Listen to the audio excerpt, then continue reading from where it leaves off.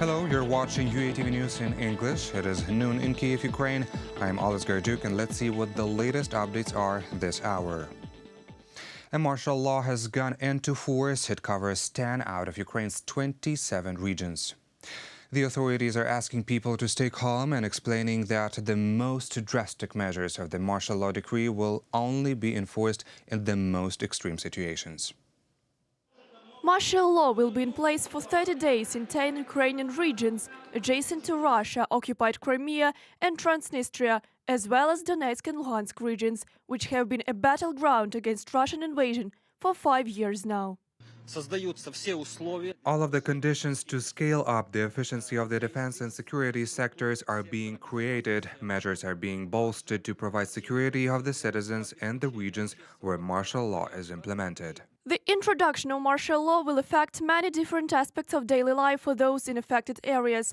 The state will have the ability to limit the rights of citizens, such as freedoms of movement, protest and privacy. But these are only possible measures.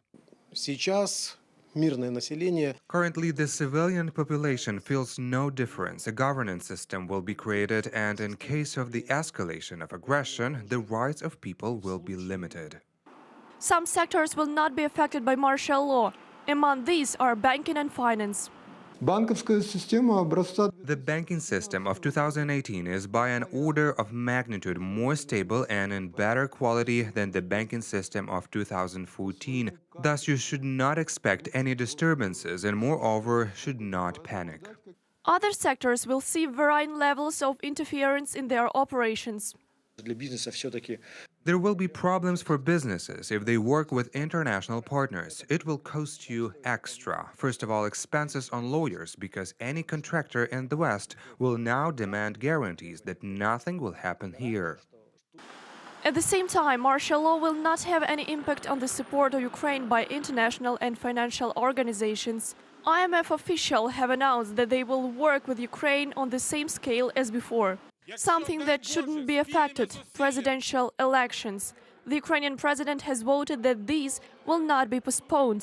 Martial law is set to end on the 26th of December, just before the start of the election campaign in Ukraine. We have increased our vigilance. We are ready to meet any enemy with any weapons. As part of martial law, the Ukrainian army and law enforcement are in full combat alert mode. Joint forces operation regiments are ready to repel any attacks by Russian hybrid forces. In case of an emergency, the military is ready to deploy strategic operational reserves. Reported by Igor Medilyan, UATV.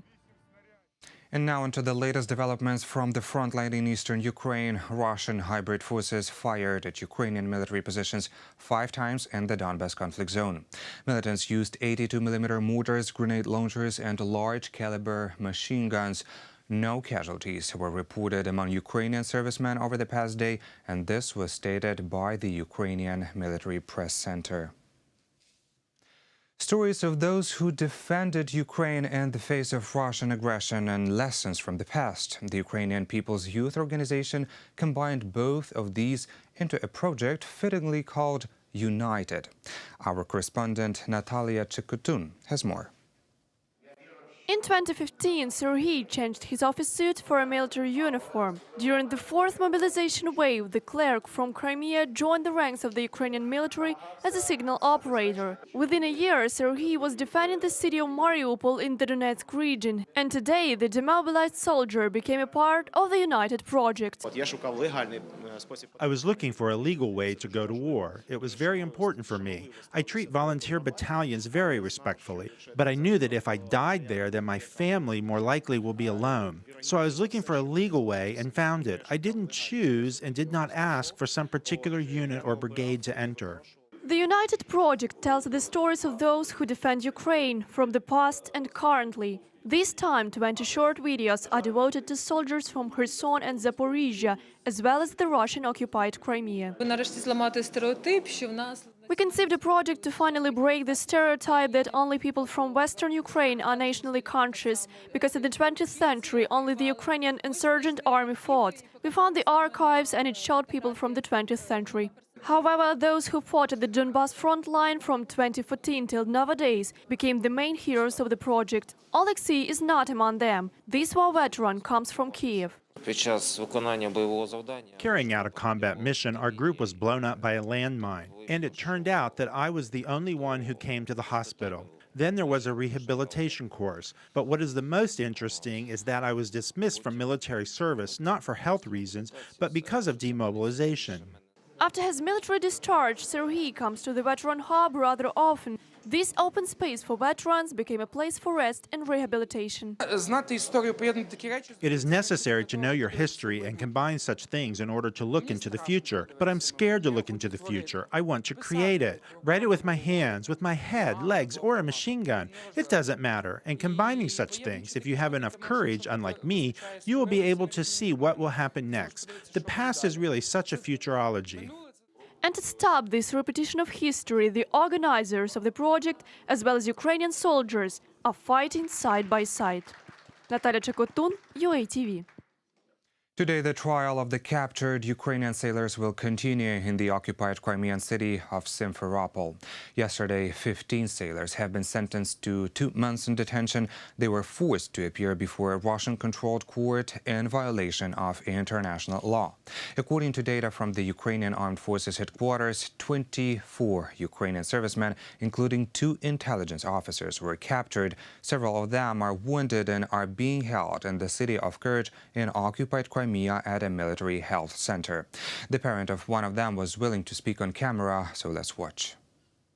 Over 20 sailors from 3 Ukrainian Navy vessels seized by Russia in the Kerch Strait are being held in Russian-controlled Crimea. Viktor Soroka, the father of a 27-year-old wounded serviceman, said in an interview with Radio Free Europe, Radio Liberty, his son Vasil was on the Berdyansk.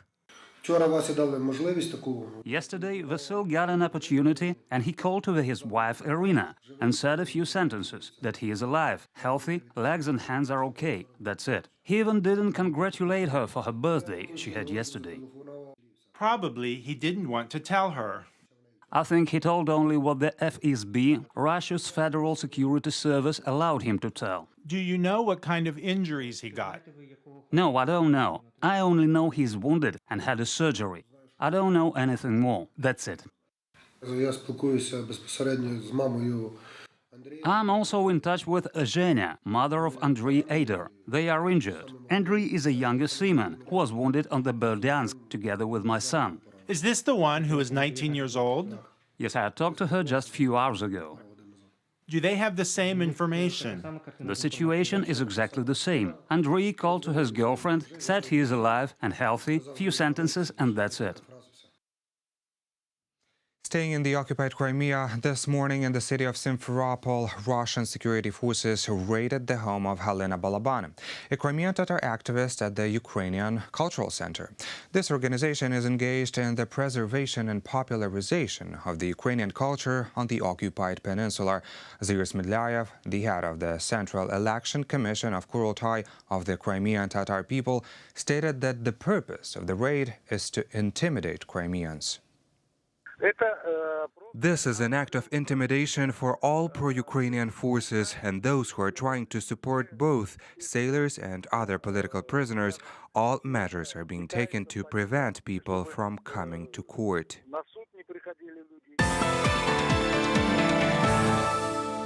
People in the country of Georgia have begun voting for a new president. This is the second round of the elections. The voters will choose between a ruling party candidate, Salam Zurabishvili, and opposition candidate, Grigol Vashadze. Vashadze aims to create a more pro-Western government, and Zurabishvili has the goal of balancing relations with Moscow. Relatively recent changes to the Georgian constitution limit the president's power, handing control mainly to the prime minister, who is a member of the ruling Georgian Dream Party. The 2 presidential candidates were sent into the runoff. Zurabishvili won 38.7% of the vote, coming in only 1 point ahead of her opponent and below to the threshold for an outright victory. I came to the election as it is my duty as a citizen. I voted for the bright and peaceful future of my country. And that's all we have for you this hour. Search for more information on the official website uatv.ua. Also, follow up on more updates on the social media pages that we have on Facebook, Twitter, and YouTube. Just type in UATV English. And make sure not to miss the next broadcast at 2 o'clock Kyiv time. I will see you then.